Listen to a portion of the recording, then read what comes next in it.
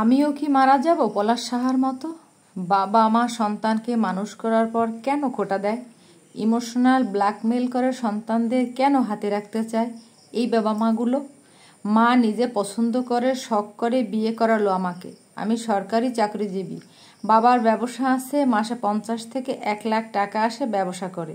বাবার বয়স 65, মায়ের 52। আমি ছোট, মেজো ভাই বড় ভাই সরকারি চাকরি করে। বাবাও চাকরি করতেন, এখন পেনশন পান, সাথে ব্যবসাও করেন। মানে বুঝতেই পারছেন, টাকার অভাব নেই আমাদের, আলহামদুলিল্লাহ। বাড়িটা পলাশের মতো আমাদেরও বিল্ডিং করা। বিয়ের পর থেকে আমার মা মেজো ভাই বড় ভাই বউদের সাথে সময় অনেক ক্যাচাল করত, যার কারণে ওদের থেকে আলাদা। মায়ের কথা ছিল ভাবিদের অধিকার নেই ভাইয়ের ওপর। অবশেষে ভাইয়েরা একই বিল্ডিংয়ে আলাদা হলো, কিন্তু মা তারপরও তাদের সংসারে নাক গলাতেন।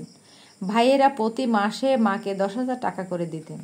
বিয়ের পর আমি আর আমার বউ একা সময় কাটাতে পারতাম না। মা আমাদের সাথেই থাকতেন, একই ফ্ল্যাটে, একটা রুম আমার আর একটা রুম বাবা মায়ের।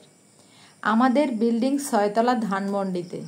বাবা বলছিল আমাদের পাশাপাশি রুমে না থেকে অন্য রুমে থাকতে, কিন্তু মা রাজি হয় নাই। পাশাপাশি রুম মা আর আমার রুমটায় হাই কমোড আছে, মায়ের রুমের লো কমোড।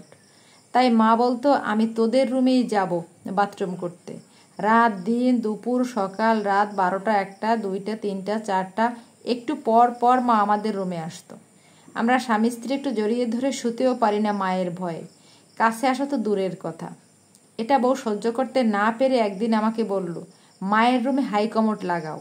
কথা মা শুনে বলে, না, টাকা নষ্ট করতে দিব না আমি আমার ছেলের, আমি তোদের রুমেই যাব। তখন আমি বললাম, মা তাহলে তুমি আর বাবা আমাদের রুমে আসো আর আমি তোমাদের রুমে যাই। মা তাতেও রাজি না। আমি মাকে বোঝাতে পারছিলাম না, মা তোমার জন্য আমি আর আমার বউ সময় কাটাতে পারছি না। মা বলে, তোদের কি নতুন বিয়ে নাকি যে রুমে আলাদাভাবে থাকতে হবে? এটা কেমন কথা আপনারাই বলুন।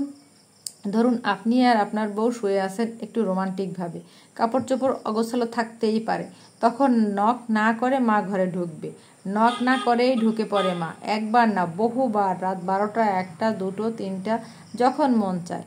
বুঝলাম বাথরুম করতে হাই কমোড লাগে, কিন্তু গোসল অজু হাত মুখ ধোয়ার জন্য তো আরেকটা বাথরুম আছে, তাহলে সেগুলো করাতেও মা কেন আমাদের বাথরুমে আসে? মায়ের বাথরুম পরিষ্কার বড় সুন্দর। এখানেই স্ত্রীর অভিযোগ, কারণ সেও চায় একটু প্রাইভেসি। আমি আর আমার স্ত্রী এক রুমে সময় কাটাতে পারতাম না। অফিস থেকে ফিরে মা শুরু করে দিত সারাদিন বড় ভাই মেজো ভাইয়ের সংসারে কি হলো এটা নিয়ে। আমার বউয়ের বয়স 21 আর আমার বয়স 28। সারাদিন বউ একা কাজ করে, মা একটু সাহায্য করে না।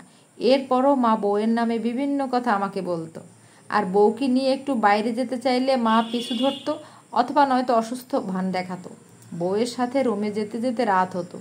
অফিস থেকে ফিরে মা প্রতিদিন বলতো, তোদের পিছে এত টাকা খরচ করেছি, তোদের মানুষ করেছি, সেই তোর এখন বউ পাগল? কিন্তু আমরা কোনো ভাই ইচ্ছে করে আলাদা হইনি, বা কেউ মায়ের সাথে খারাপ ব্যবহার করিনি। মা চাইতো আমাদের হাতে রাখতে। বউয়েরা তো চাহিদা থাকে, বউরাও তো স্বামীর সাথে সময় কাটাতে চায়। কিন্তু না, মায়ের কথা, মায়ের অনুমতি ছাড়া এ বাড়িতে কেউ শ্বাস নিতেও পারবে না। এভাবে চলতে চলতে বিয়ের 2.5 বছর পর বউ মুখ খুলল, বলল, হয় আমাকে নিয়ে আলাদা হও, নয়তো আমাকে তালাক দাও। আমি তোমার বিয়ে করা বউ, আমিও তোমার থেকে সময় চাই, তোমার ভালোবাসা চাই। সারাদিন আমি বাড়ির কাজ করি, রাতে তুমি বাসায় ফিরে তোমার মায়ের সাথে গল্প জুড়ে শোয়ার আগ পর্যন্ত থাকো, এরপর শুয়ে পড়ো, এরপর সকালে উঠে অফিসে যাও। তাহলে আমার কাজ কি এ বাড়িতে? শুধুই তোমার মায়ের কথা শোনা, নাকি তোমার সেবা করা? ইসলামে তো বউদের শাশুড়িকে সেবা করা ফরজ না? হ্যাঁ, আমি এবং মা কথা বললে ওইখানে বউ এসে বসলে মা বলে, বউ আমার ব্যাপারে নজর করছে, তাই বউ চলে যেত। এভাবে চললো। এখন মা আমাকে আলাদা হতে দেয় না, বউয়ের সাথে সময় কাটাতে দেয় না, আবার বউ পারছে না সহ্য করতে। বিশাল বড় সমস্যা চলছে আমার জীবনে। এই মুহূর্তে আমি কি করব? আমারও ইচ্ছে হয় পলাশ সাহার মতো মরে যেতে। আমার মতো হাজার ছেলে এভাবে বউ আর মায়ের যন্ত্রণায় মারা যেতে চায়। যদিও এখানে বউয়ের দোষ নেই, কি করব আমি বলেন তো আপনারা?